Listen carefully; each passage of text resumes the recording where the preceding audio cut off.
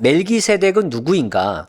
여러분, 멜기세덱을 보통 언제 보셨나요? 멜기세덱, 창세기에서 아브라함과 관련돼서 한번 우리가 본 적이 있는 것 같고, 그리고 히브리서에서 이제 멜기세덱이 많이 나오죠. 그때 좀 본 것 같고, 그 외의 구절에서 얼마나 멜기세덱이라는 사람을 찾을 수 있을까?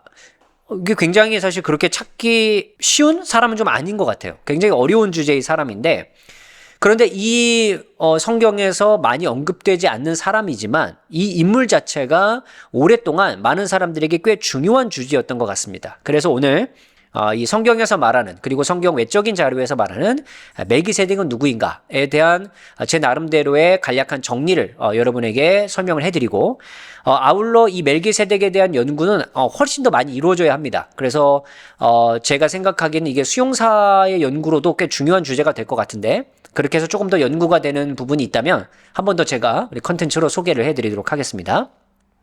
멜기세덱은 성경에서 굉장히 수수께끼 같은 인물입니다. 이제 구약 성경에 먼저 등장하는데, 구약 성경에서도 진짜 수수께끼 같은 인물이에요. 갑자기 등장하고 갑자기 사라집니다. 그리고 나타나진 않아요. 그러다 보니까 이 인물이 누구인가에 대한, 근데 갑자기 나타나고 갑자기 사라지는 사람들이 또 있지만 그의 역할 자체가 굉장히 특별하기 때문에 사람들에게 굉장히 궁금증을 자아낼 만한 그런 인물로 작용을 했습니다.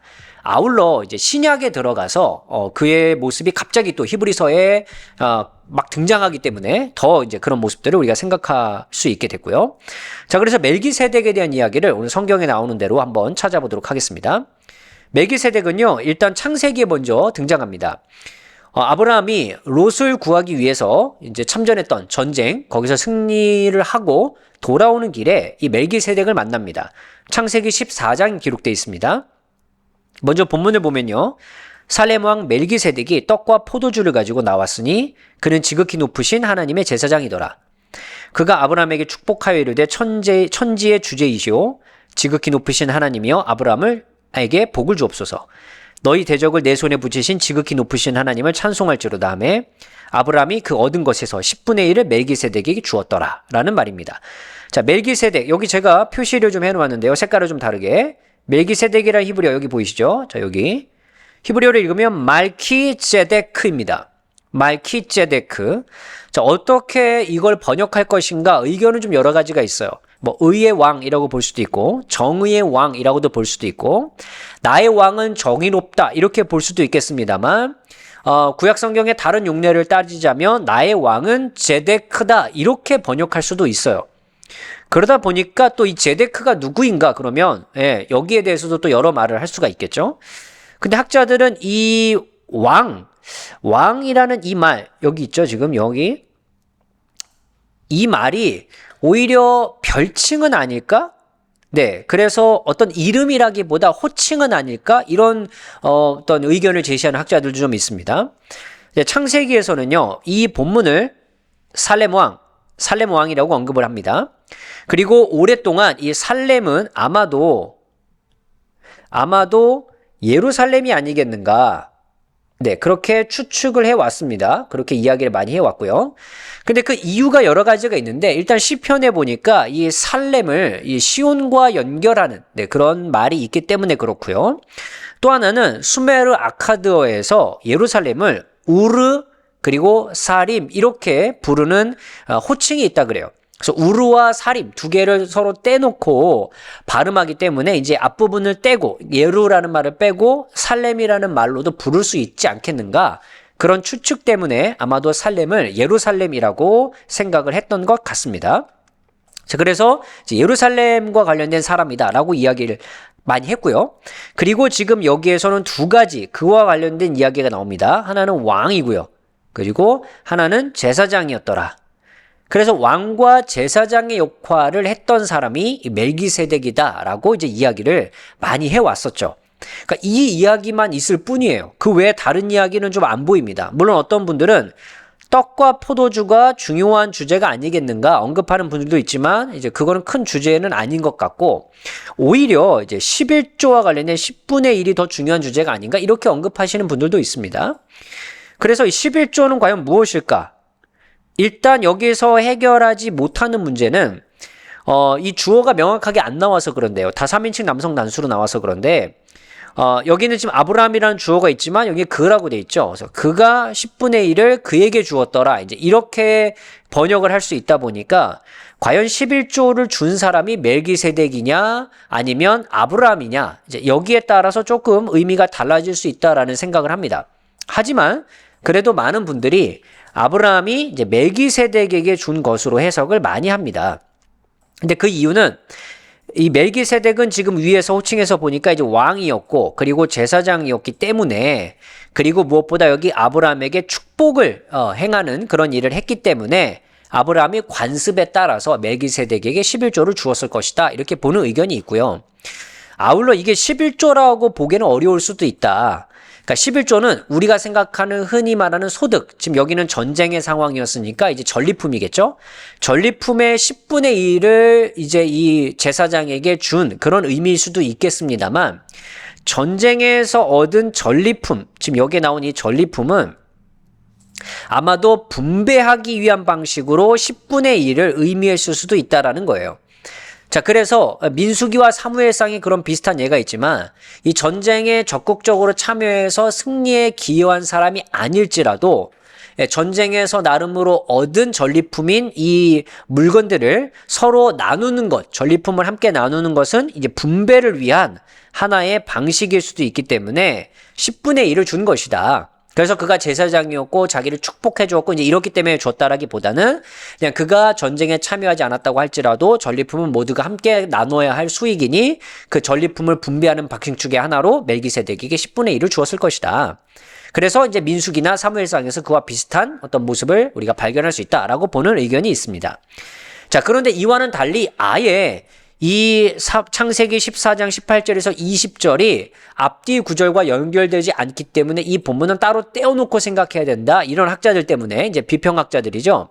그런 학자들은 이거를 굉장히 후대로 미는 분들이 많거든요. 특히 이제 기원전 5세기로 내려가는 분들이 많은데 그런 말라기나 또는 에스라 느헤미야 여기 어딘가와 연결이 될 수 있을 텐데 그때 당시의 맥락 때문에 이 본문이 탄생하게 됐고 나중에 이제 여기에 붙게 됐다라는 내용인 거예요. 이건 이제 비평학자들의 의견입니다. 그 의견이 뭐냐면 이제 말라기 때도 11조에 대한 언급이 있고 또 에스라 느헤미야 시대 때도 11조에 대한 어려움이 분명히 있었을 거예요. 왜냐하면 당시 돌아오는 이제 백성들이었기 때문에 그들의 어떤 경제적인 상황이나 개인적인 어떤 재정의 문제가 굉장히 어려웠을 것이고 그리고 종교적인 열정을 갖고 있는 세대나 분위기와 환경이 아니었기 때문에 11조가 제대로 거쳐지지 않으면 여러 가지 문제가 분명히 있을 거란 말이에요. 그래서 11조라고 하는 이 중요한 어떤 행위라고 할까요? 아니면 이 법이라고 할까요? 이것에 어떤 강조점을 주기 위해서 이 11조는 바로 이 족장 시대부터 있었던 것이고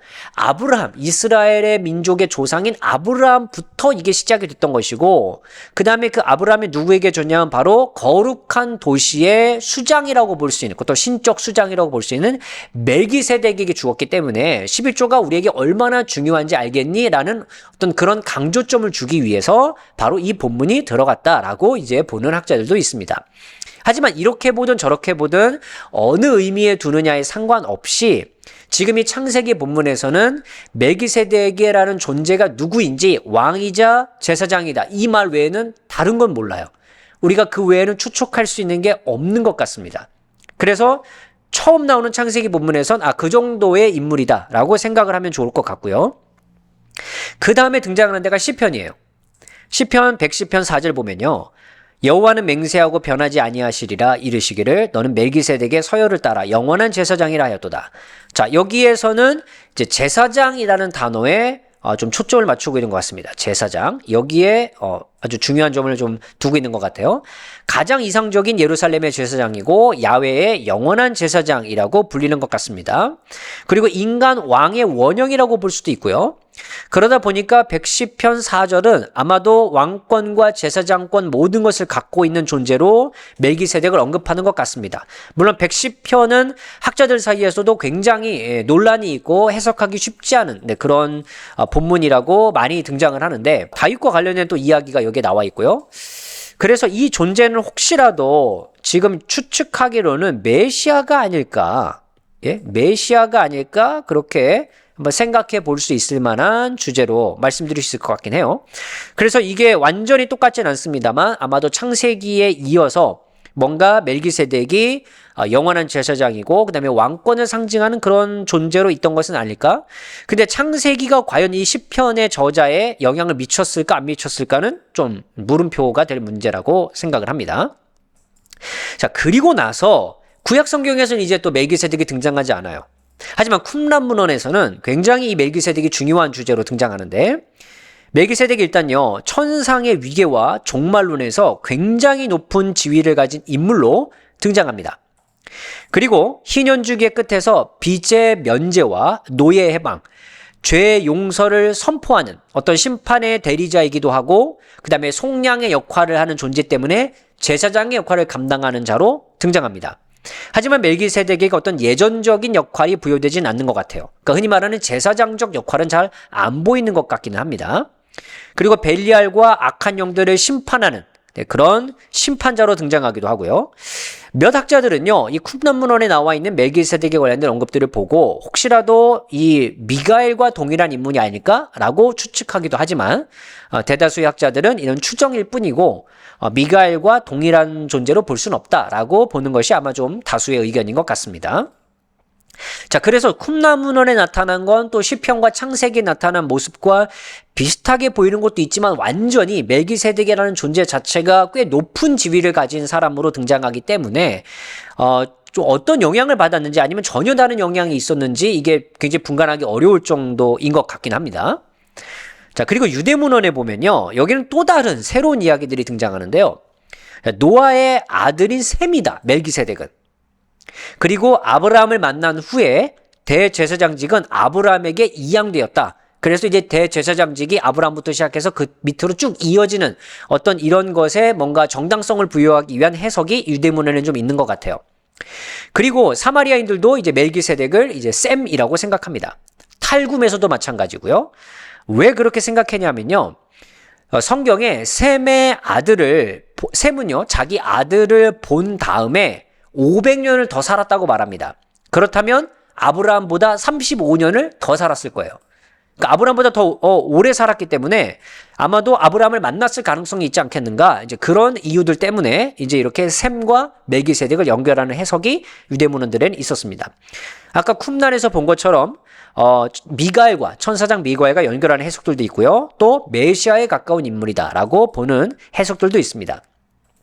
필로는요, 로고스, 그러니까 이성의 현현체이며 하나님의 사제이다라고 생각합니다. 이성, 로고스는요, 필로에겐 하나님의 장자이기도 했습니다. 예, 그래서 뭔가 우리가 생각하는 것과 비슷해 보이긴 하지만 히브리서의 저자와는 달리 멜기세덱과 레위 계통의 제사장을 구분하지는 않는 것 같아요.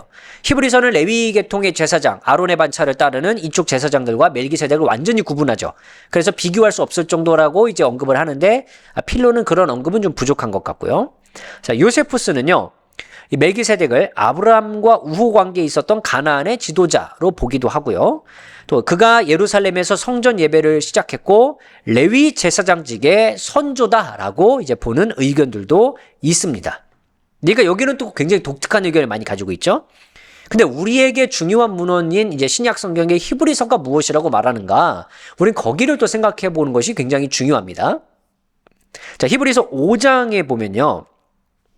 자, 여기에서 멜기세덱의 반차를 따르는 제사장이라는 여기 이야기와 여기서도 멜기세덱의 반차를 따르는 대제사장에 관련된 이야기가 있습니다. 그러니까 예수 그리스도가 어떤 분이신가에 대해서 설명을 하는데 이 제사장의 역할을 감당하는 예수 그리스도에 굉장히 초점이 많이 맞춰져 있죠. 근데 이제 인간의 계열이라고 할 수 있는 아론, 그리고 레위 계열이 아니라 완전히 시작도 끝도 알 수 없는 그 어떤 존재인 이 멜기세덱의 존재와 예수 그리스도를 연결할 수밖에 없었던 것 같아요. 히브리서 저자는. 그래서 완전히 인간 제사장의 계열과 예수 그리스도는 존재 자체가 다른 분이다라는 걸 강조하기 위해서 여기에 써놓은 게 아닌가라고 생각을 합니다. 물론 이것은 창세기에서 영향을 받은 것일까라는 생각보다는 시편에서 영향을 받는 것이 좀 더 크지 않을까, 이렇게 보는 의견이 좀 더 많은 것 같고요. 그리고 여기 멜기세덱에 관해서 할 말이 굉장히 많은데 설명하기 어렵다. 이제 이렇게 설명하잖아요. 말하잖아요. 그러니까 멜기세덱이라는 존재 자체에 대해서 말하는 것이 아마 그때 당시도 굉장히 어려웠던 게 아닐까 그렇게 생각을 합니다. 그리고 5장은요. 어쨌든 옛 언약과 그 다음에 새 언약 안에서 이 비교를 하면서 제사장의 역할을 서로 비교하는데 여기에 예수 그리스도가 감당했던 제사장적인 역할은 인간 제사장이 맡았던 역할과 완전히 차원이 다른 것이며 예수 그리스도의 제사장적 역할이 훨씬 더 탁월한 것이었음을 히브리서 저자는 굉장히 강조하는 것으로 보입니다. 자, 6장에 보면요. 6장에도 비슷한 내용이 있죠. 멜기세덱의 반차를 따라 영원히 대제사장이 되었고 여기 예수라는 이름이 있죠. 그 다음에 우리를 위하여 들어가셨느니라. 자, 이게 인간 제사장들은 하나님 앞에 함부로 나아갈 수 없었는데 예수님께서는 그렇게 나아가셨고 예수께서 그렇게 나아가셨기 때문에 우리도 나아갈 수 있다는 내용이 히브리서 6장에 이제 강조가 되고 있고요. 그 다음에 7장에 제일 많이 등장하는데요. 자, 여기에 멜기세덱은 살렘의 왕이요 지극히 높으신 하나님의 제사장이라 바로 창세기에서 언급했던 내용이 등장을 합니다. 그죠? 히브리서 7장에서 언급을 하고 있습니다.